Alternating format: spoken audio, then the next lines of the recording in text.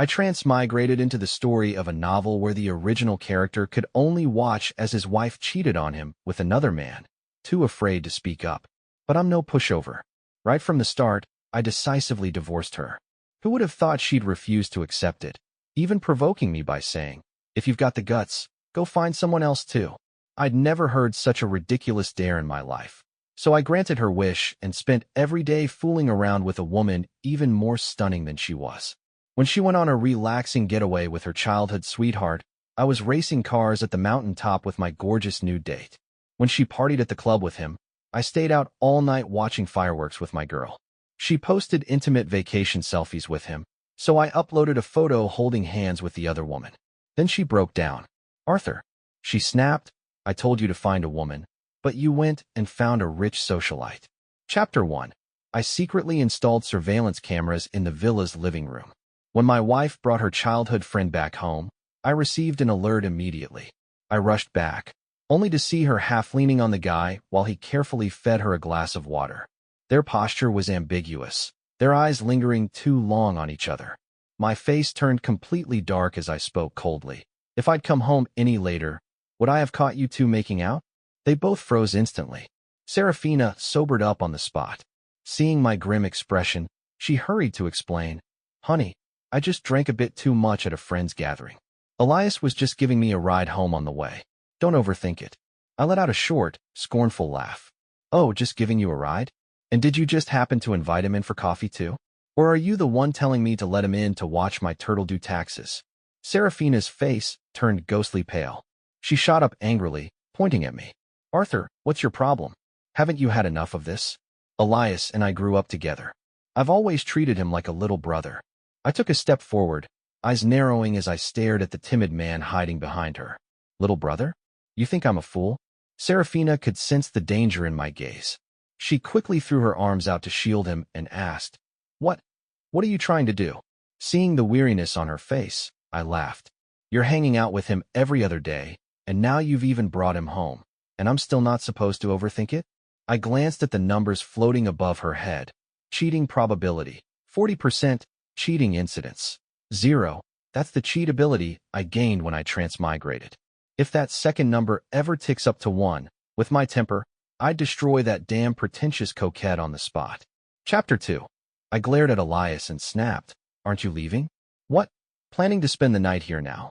Elias flinched, but a flash of defiance flickered in his eyes. "Hey, Arthur, don't get the wrong idea. Serafina was drunk. I was just bringing her back. I'm sorry, it's all my fault. Please don't blame Serafina." He glanced at Serafina with a pitiful look on his face. I ignored him and said coldly, "If you know it's your fault, then get the hell out. Or do you want me to throw you out myself?" A grown man acting like some pretentious coquette. It's fucking disgusting. Elias looked pitifully at Serafina, the kind of face that screamed, "Please protect me."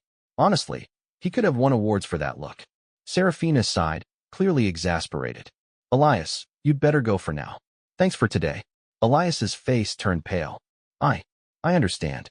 Serafina, please don't fight with him because of me. Get out." My eyes were sharp with cold fury. Elias shuddered involuntarily, said no more, and fled.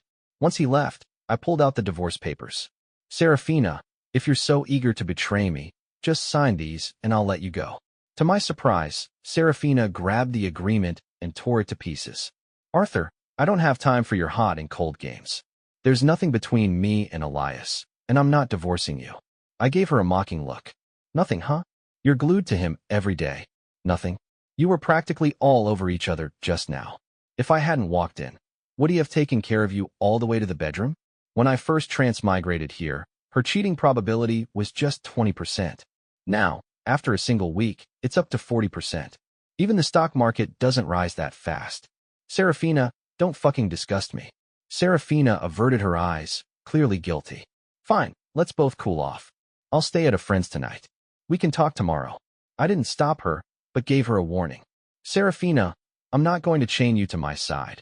But as long as we're still married, if you dare betray me, you and that bastard won't walk away unharmed." It's not like I had any real affection for Serafina, but on paper, she was still my wife, and I'm no cuckold. You're insane." She was shaking with rage as she slammed the door and stormed out. Chapter 3. After Serafina left, my eyes fell on the photo wall filled with pictures of us. Fragments of the original Arthur's memories started flooding in. Serafina, even if you and Elias grew up together, you're my wife now. Ever since he returned from abroad, you've been stuck to him every day.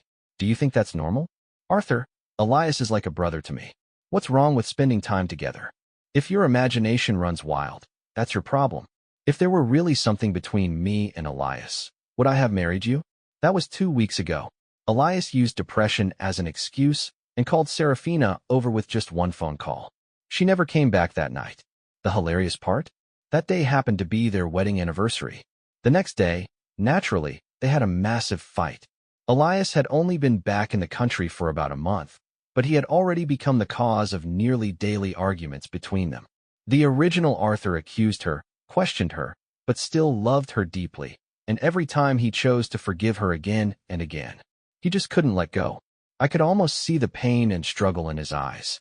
But Serafina, she drove him mad, then stood by coldly watching him spiral. Finally, she climbed onto the moral high ground and accused him of being emotionally unstable, said he was twisted and saw filth in everything. In truth, before Elias returned, their relationship had been stable. Back in college, Arthur had always liked her. As the Sterling and Beaumont families began working more closely together in business, the two families often dined together. Arthur and Serafina gradually got to know each other. Maybe because they were the same age, they always sat next to each other at those dinners. They never ran out of things to talk about. Serafina had that sweet older girl next door vibe, gentle and caring. At the dinner table, she would constantly pick food for Arthur. He often skipped breakfast, so she'd bring him an extra one every morning. Once Arthur hurt his leg while playing basketball, Serafina was devastated. She cried like a fragile flower in the rain. He was hospitalized for a week. Serafina stayed with him the entire time. That's how they slowly got together. Their dating years were the happiest time of Arthur's life. Every piece of clothing, down to his socks and underwear, was chosen by Serafina. And the gifts Arthur gave Serafina back then, they could easily pile up into a small mountain. Chapter 4. From the moment they met in college, 3 years of dating, 5 years of marriage, even though it started out as a union between the Sterling and Beaumont families, they genuinely fell in love. They were the perfect couple in their friends' eyes. They had even planned to try for a child this year. Serafina knew Arthur loved her to his core. No matter how furious he got, he'd never bring himself to let her go. Whenever things blew up between them, she would always strike where it hurt. Arthur, you're always suspicious, overthinking everything. I'm exhausted. What's the point of a marriage like this? If you really can't stand it anymore, then let's just divorce. And every time Arthur would instantly cave, turn into a total doormat, apologizing endlessly, telling her it was only because he loved her too much. The most pathetic moment? He actually got on his knees and begged her not to leave him. Until a week ago, Arthur had a high fever. Not only did Serafina refuse to stay and take care of him, she rushed off the moment Elias called again. Devastated, Arthur downed an entire bottle of Baijiu in one go. When he opened his eyes again, I was here. Before she actually cheated, I made the decisive move to file for divorce. But this woman, she played dirty, flat out refused. This past week, she didn't go near Elias again, and instead focused all her attention on me. She was even unusually enthusiastic in bed, clearly trying to please me. She started getting up early every morning to cook me breakfast, something she never used to do. I thought maybe she'd truly changed, and considering how stunning she really is, I figured maybe it wouldn't be so bad to give it a chance. But it's only been a week, and she already couldn't hold it in anymore. Chapter 5. Serafina took a taxi to her best friend Beatrice's place. Beatrice opened the door and joked, "Fighting with your simp husband again? I told you already, never be too good to a man. You've spoiled Arthur too much. He dares argue with you now? Next time he might raise his hand. Just stay here for a while and let him learn a lesson." Hearing that, Serafina felt her own temper flaring. "Beatrice, you're totally right. All I did was let Elias give me a ride home. He completely lost it, even kicked Elias out.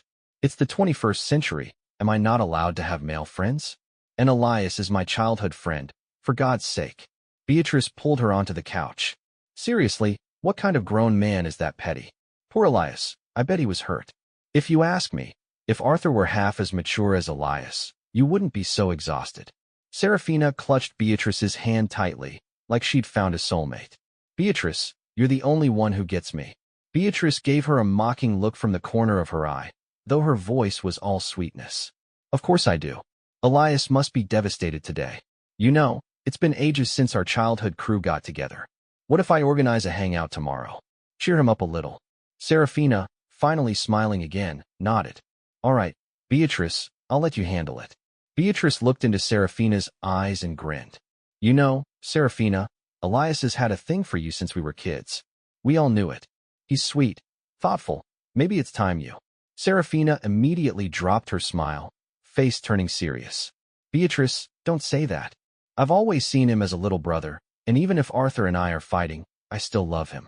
Beatrice backed off with a wave of her hand. All right, I'll shut up. But before she could finish her sentence, she rushed to the bathroom, retching. Beatrice, what's wrong? Serafina called out. Beatrice leaned over the sink, back turned. It's nothing, my stomach's just acting up. Chapter 6. During this time, I ramped up my company's investments in short-form drama content and AI large language models. In my previous life, my company had focused on exactly these two sectors. Even though I started late here, I could still get in while the pot was hot. And in this world, these industries were still blue ocean, wide open, almost no competition. That night, I was entertaining a major client at the Diju Club. After sending the client off, I saw a social media post from Beatrice. They were singing karaoke in a private room at the very same Diju Club. I didn't need to guess, Serafina and Elias were definitely there. When I got to the private room, I walked in right as Serafina and Elias were drinking a linked arms toast, egged on by their childhood friends. And right after that, Beatrice led the chant, kiss, kiss. The group echoed her kiss, kiss. The two were leaning closer and closer. Serafina's cheating probability was now at a blazing 65%. Hey, jumping 25 points in a single day, incredible. Rage instantly consumed me. I kicked the door open. Everyone turned to look. Serafina's face went pale when she saw me. Babe, what are you doing here? Oh, I'm sorry. Did I interrupt your romantic toast and make-out session? Elias stood up, trying to play innocent. Arthur, it's not what it looks like. We were just playing a game. The provocation in his eyes was crystal clear, as if I were still the same pathetic pushover as the original Arthur. Game my ass. Smack, smack, smack, smack. I slapped him 4 or 5 times in a row, back and forth, then landed a solid kick to his stomach, sending him flying. Thud. Elias crashed to the ground, curled up and groaning in pain. His delicate little pretty boy face was now swollen like a pig's head. It all happened in a flash. No one in the room had time to react. The place was dead silent. Everyone was shocked, speechless. Chapter 7. Arthur. How dare you? You fucking simp. Who gave you the guts? Beatrice shrieked, rushing at me like she was about to scratch me up. Smack.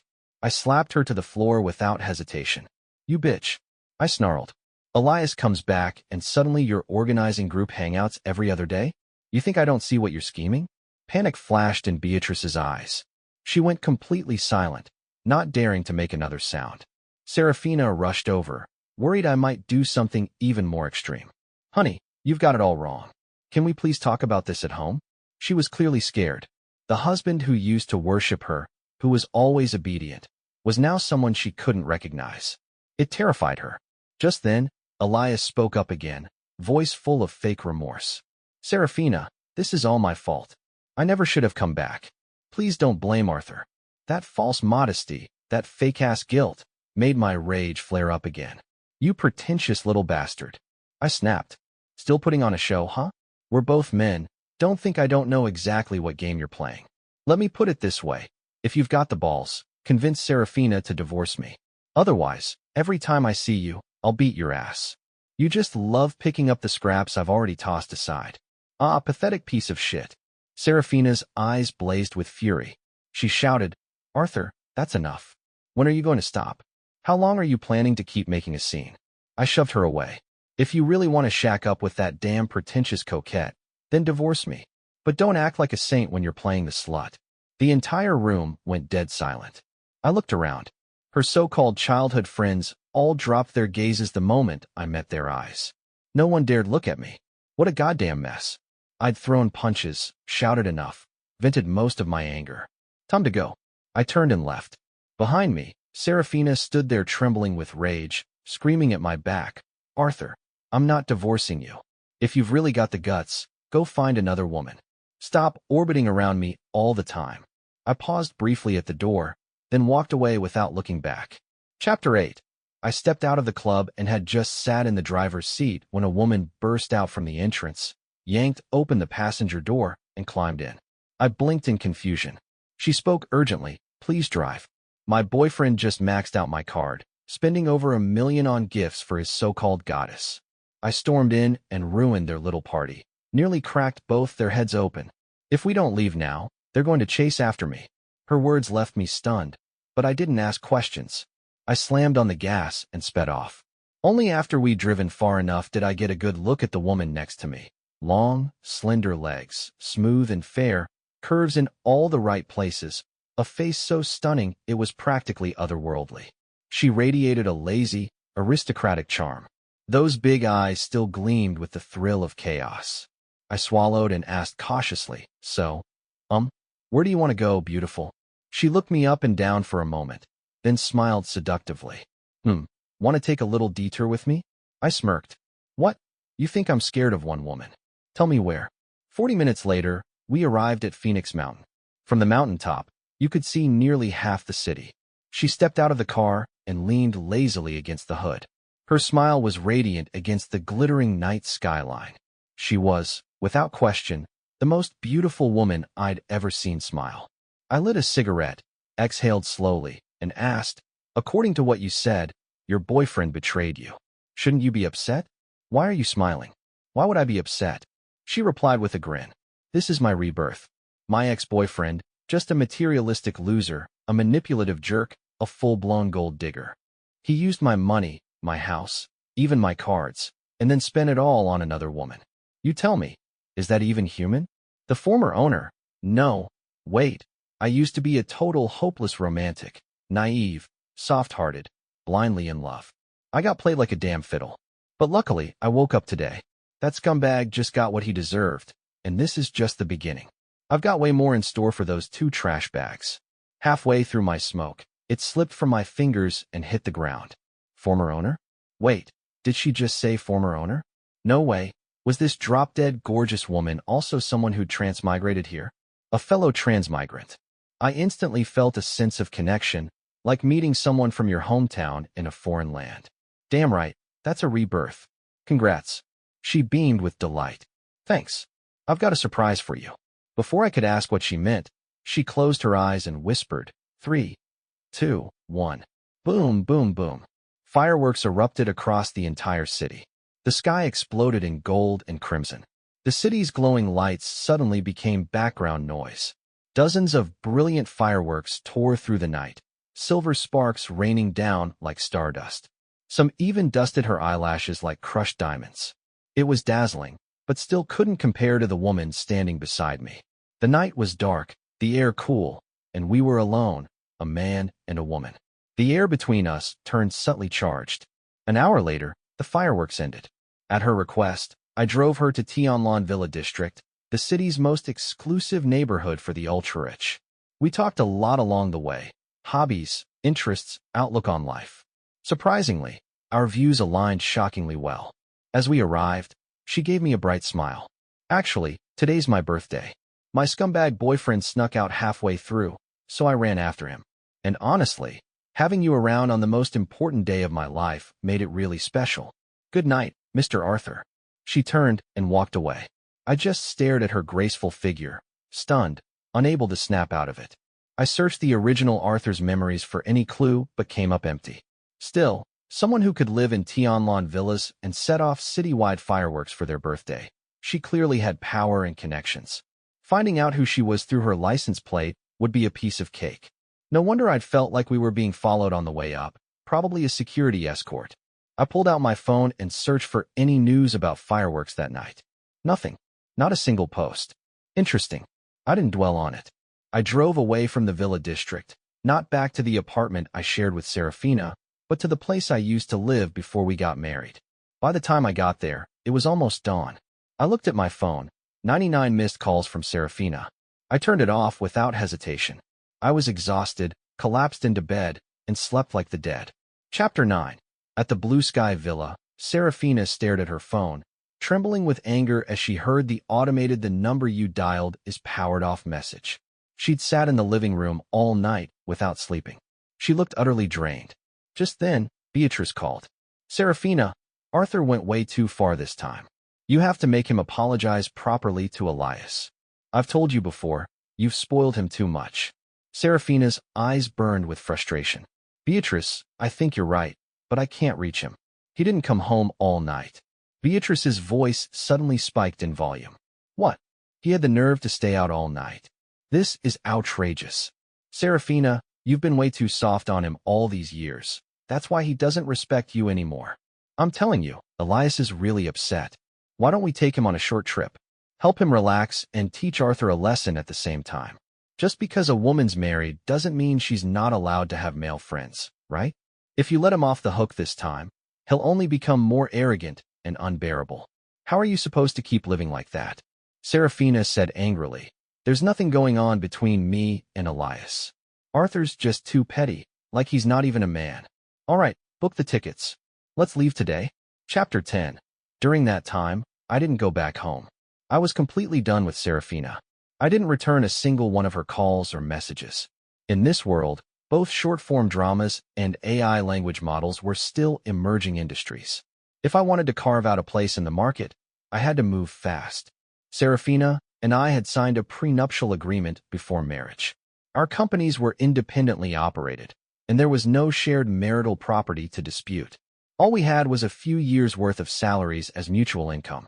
So whether we divorced or not, it wouldn't affect my plans to rapidly scale my company. With the current strength of the Sterling family, we could fully handle the short drama sector ourselves. But large language model AI, that would require massive upfront investment, and the Sterling family couldn't afford to fund independent RD. I had to find a big corporation to partner with. I spent days knocking on doors, trying to pitch collaboration opportunities to major players. Every single one turned me down. Even my parents and the rest of the Sterling family urged me to give up. Just when things looked hopeless, one of the city's top elite families, the Valerius family, agreed to partner with us. They committed billions in capital and entered into a strategic alliance with the Sterling family. The entire family celebrated. If the deal went through, the Sterling family's influence would level up dramatically. On the day of the contract signing, I led my team to welcome the Valerius group representatives. Rumor had it the reclusive heiress Clara Valerius, the most mysterious young lady of the Valerius family, would personally attend to sign the contract, a real high society debutante. But when I saw who stepped out of the car, I was stunned. It was her, the jaw-droppingly gorgeous woman who had dragged me to the mountaintop that night to watch fireworks. Her professional suit didn't hide her beauty, it amplified it. She was an absolute goddess. Clara gave me a charming smile. What's wrong, Mr. Sterling? Don't recognize me? I immediately grasped her soft little hand. So you're a fellow soul traveler, huh? I knew it had to be someone with great vision who saw the potential in this project. Clara looked at me oddly, amused and suspicious all at once. I didn't explain further and quickly invited the Valerius group executives into the meeting room. The cooperation process went incredibly smoothly. Clara used project supervision as an excuse to visit every few days and often invited me out to dinner. Naturally, I was more than happy to oblige, and slowly the two of us grew closer. Chapter 11. Of course, I knew Serafina had gone on a trip with Elias. She was probably doing it to provoke me, posting daily updates with photos of the two of them. There were shots of them holding hands on the beach, feeding each other, even cheek-to-cheek selfies that left nothing to the imagination. Naturally, I wasn't going to just sit back and take it. I asked Clara to help me take a photo of us holding hands while shopping. Once we got a good shot, I posted it to my social feed, set to visible only to Serafina. Not even 10 minutes passed before Serafina called. After thinking for a moment, I picked up. The second I answered, her voice exploded through the phone. Arthur, you asshole. You cheating piece of shit. You go out and find another woman the moment I'm away. How could you do this to me? I couldn't help but laugh. Oh, so you can go find someone, but I can't? Serafina, you don't get to play the double standard card. Weren't you the one who told me to find someone else? She went silent for a moment on the other end, then finally let out a long sigh. Honey, you sound like a totally different person now. What happened to the man you used to be? I'm tired, Arthur, really tired. All this suspicion and fighting, can we stop? That woman, she's obviously just using you. Be careful, she's nothing but a gold digger. Hey, calling a real rich heiress a gold digger? Only Serafina could manage that kind of Olympic-level delusion. I didn't bother correcting her. I replied, Serafina, maybe you should be more worried about yourself. The Thorne family's overseas investments flopped. They're on the verge of bankruptcy. And suddenly Elias comes running back to cozy up to you? You don't think that's a little suspicious? That's enough. Serafina snapped. I know you've always had it out for Elias, but he's kind, sincere, and I won't let you insult him. At that moment, it finally clicked for me. Serafina, in full love brain mode, was dumber than a bag of rocks. My patience was running thin too. Serafina, cut the damn whining already. Are you done or not? I'll ask one last time. Are you divorcing me or not? If not, I'll file a lawsuit and settle it in court. Do whatever you want. And with that, she hung up. Chapter 12. Over the next few days, I continued to post a series of intimate photos with Clara on my social feed. Sure enough, Serafina couldn't sit still anymore. She finally decided to come back. She called me. Babe, I'm at the cafe downstairs from your office. Can we talk? I responded flatly, wait a bit. I'll come down once I finish this batch of documents. About 10 minutes later, I sat across from Serafina at the table and went straight to the point. I don't have time to waste on back and forth. If you agree to a divorce, we can go to the civil office right now and get it done. If you want to talk about anything else, don't bother. See you in court. Serafina's expression changed instantly. She looked at me in disbelief. Arthur, are you serious right now? I looked at her like she was an idiot. What? Do I look like I'm joking? Her face twisted with sadness. Arthur, you love me so much. Why do you suddenly feel like a complete stranger? I really don't get it. Just because I got a little close to Elias, you're divorcing me? Tell me the truth. Is it because of that gold digger? I took out the photo Elias had sent me a couple days ago, the two of them lying in the same bed, and slandered in front of her. Serafina, weren't you always saying he's like your little brother? A little brother who shares your bed? You disgust me. The moment she saw the photo, Serafina's face went pale. She rushed toward me in a panic. Babe, you misunderstood. I was drunk that night. He tried to touch me, but I pushed him away.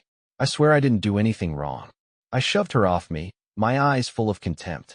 Serafina, you really think I believe that? You crossed the line. You're tainted. I'm someone who needs emotional cleanliness. How could we ever go back to what we were? You're a woman who doesn't know what boundaries are, a compulsive liar. Meeting you. That's my bad luck. Serafina lunged at me again, pale and crying her eyes out, shaking her head desperately. Babe, please.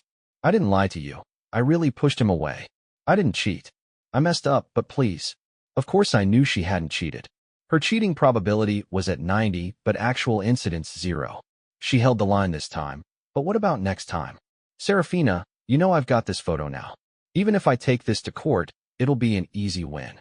And once the divorce becomes public, so does the scandal. Your Beaumont family's reputation gone. You've got two choices. Come with me to the registry office right now and settle this peacefully, or lose everything when it goes to trial. This offer, I'm only making it once. Serafina's father was a profit-driven businessman, but her mother, a university professor, extremely concerned about her public image. If she found out about all this, Serafina would be done as the Beaumont family's heir, and the Beaumonts had more than one daughter. Serafina had no other way out. She followed me, numb, robotic, through the entire divorce process. Outside the civil affairs office, she remained standing there in a daze. She stared in the direction I left, frozen in place, still unable to understand how two people who once loved each other so much ended up like this. After a long while, she finally collapsed to the ground, sobbing uncontrollably. Chapter 13. Over the following month, the Sterling Group gradually severed all business ties with the Beaumont family. Of course, this wasn't just out of revenge. The more important reason was strategic. Our company had started shifting its focus towards short-form drama production and AI large language models. We were also slowly expanding into areas like smart home tech, AI healthcare, and autonomous driving. our long-term vision to become a top-tier technology corporation. Meanwhile, the Beaumont Corporation was steadily going downhill. Serafina spent her days partying, drinking, and goofing off with Elias and Beatrice. She barely touched the company anymore, and with Mr. Thorne seriously ill, he was in no shape to manage the business either. Eventually, under the coaxing of both Beatrice and Elias, Serafina appointed Elias as the company's vice president. Elias basically had full control of the business from that point on. When I heard the news, I nearly burst out laughing. The biggest reason the Thorne family was collapsing was simple: Elias was incompetent. Putting him in charge of a company, that's not just risky, it's suicidal. Once a woman gets blinded by love, it's like her IQ drops to zero. The day I received my divorce certificate, Clara insisted on celebrating. She booked a table at Cloud Summit Restaurant, a high-end rooftop place in the city. Halfway through dinner, we unexpectedly ran into Serafina and Elias. Just my luck, what a buzzkill. Serafina stormed over to our table, fuming. So it's true, huh, Arthur? You rushed to divorce me just to be with this gold digger? Be honest, were you two messing around behind my back this whole time? She glared furiously at Clara. Someone as pretty as you, and you're still shameless? You disgust me. She grabbed a half glass of red wine from the table and threw it at Clara. I moved fast and pulled Clara toward me, but some of the wine still splashed on her clothes. My rage exploded on the spot. I raised my hand and slapped Serafina hard across the face. Serafina, what the fuck is wrong with you? She stood there in complete shock. She never expected I'd hit her in public. Elias rushed over to comfort her, but she shoved him away. Covering her red, swollen cheek, she glared at me with disbelief. Arthur, you hit me for that gold digger? I want the truth. Are you two sleeping together or not? My expression turned cold and sharp. Serafina, I have proof that you were the one cheating, and now you want to throw shit at me? We're already divorced. Whatever I do with Clara is none of your damn business. But what you did just now, you'd better apologize to her, or I swear I won't let it go. By this point, everyone in the restaurant had turned to look. Whispers spread like wildfire the moment they heard Serafina had cheated. The crowd was buzzing. Serafina heard the murmurs. Then she looked at my furious face. Her arrogance faltered. I have to apologize to her. Based on what? Based on the fact that she's the sole heir of the Valerius group. Clara Valerius? Chapter 14. The Valerius family was one of the top elite families in the city, and Clara, as their sole heir, had always been heavily protected. When everyone realized who Clara really was, shock and disbelief spread across their faces. Serafina froze. Then, as if something suddenly clicked in her brain, she scoffed mockingly. Enough, Arthur. You're seriously making up ridiculous lies just to get back at me. What? You think someone like you could actually land a rich heiress? Elias couldn't hold his tongue either. Exactly, Serafina. I think Arthur just couldn't handle the divorce, so now he's staging this whole show to mess with you. Many of the onlookers started nodding. Judging from their expressions, quite a few of them believed Serafina and Elias. They started whispering among themselves, throwing judgmental glances our way. Just then, the manager of Cloud Summit Restaurant came rushing over with a group of security guards. He gave a respectful bow. Young miss. All the guards shouted in unison, Good evening, Miss Valerius. Everyone in the city knew that Cloud Summit Restaurant belonged to the Valerius family. This moment confirmed Clara's identity without a doubt. The crowd collectively froze in shock. Serafina and Elias's faces turned ghostly pale. They stood there like two mannequins, completely stunned. Clara's eyes flashed coldly. Manager Valerius, throw these two out. From now on, they're banned from entering this restaurant ever again. It was only then that Serafina snapped out of it. If she really got thrown out in front of everyone, her reputation would be utterly destroyed. Miss Valerius, I swear I didn't mean it. I'm sorry, I was wrong. But no matter what she said, it didn't change the outcome. She and Elias were escorted out. Finally, the place was peaceful again. After we sat back down, I glanced at Clara with a half-smile. Miss Valerius, you haven't been in this world long. You've adapted pretty well to your new identity. Clara stared at me, eyes wide, speechless for several seconds. At that moment, she finally understood what I meant earlier when I called her a fellow traveler. Her eyes lit up. She grabbed my hand and wouldn't let go, calling me hometown buddy over and over again. The restaurant manager nearby just stood there, jaw on the floor, utterly dumbfounded. Clara, now that the dam had broken, turned into a total chatterbox. She went on, from her past life to her current one. No topic was off limits. Chapter 15. Clara started showing up at Sterling Enterprises even more frequently. It didn't take long for both the Valerius and Sterling families to notice. Clara was clearly not just being polite with me. The Valerius group's approach was direct and aggressive. They simply sent over piles of high-quality projects. Sterling Enterprises was in a period of rapid growth, so of course I welcomed every opportunity with open arms. From that point forward, our company grew like it was on steroids, booming at an insane pace. In contrast, things were going downhill fast for the Beaumont Corporation.